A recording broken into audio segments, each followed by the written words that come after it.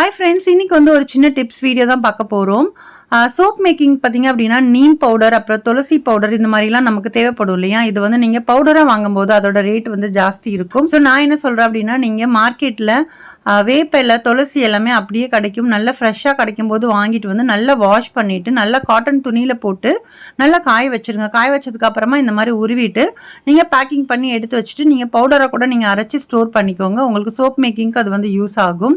அதுக்கப்புறம் அந்த வேஸ்ட்டாக போன குச்சிங்கெல்லாம் இருக்கும் இல்லையா, காஞ்சிருக்கும் இல்லையா, இதுல இருந்து கொஞ்சமா அதுல பாதி இதுல பாதி வந்து கட் பண்ணி ஒரு டப்பால போட்டு சேவ் பண்ணிக்கோங்க. இது எதுக்கு அப்படின்னு பாத்தீங்கன்னா, நீங்க ஆவி பிடிக்கிறீங்க, சளி பிடிச்சிருக்கு அப்படிங்கிற டைம்ல நீங்க ஆவி பிடிக்கும் போது இதுல இருந்து கொஞ்சமா வந்து எடுத்து போட்டுட்டு கொஞ்சம் 1/4 டீஸ்பூன் அளவுக்கு ஓமம், ஒரு 1/4 டீஸ்பூன் அளவுக்கு மஞ்சள் சேர்த்து நீங்க ஆவி பிடிச்சு பாருங்க.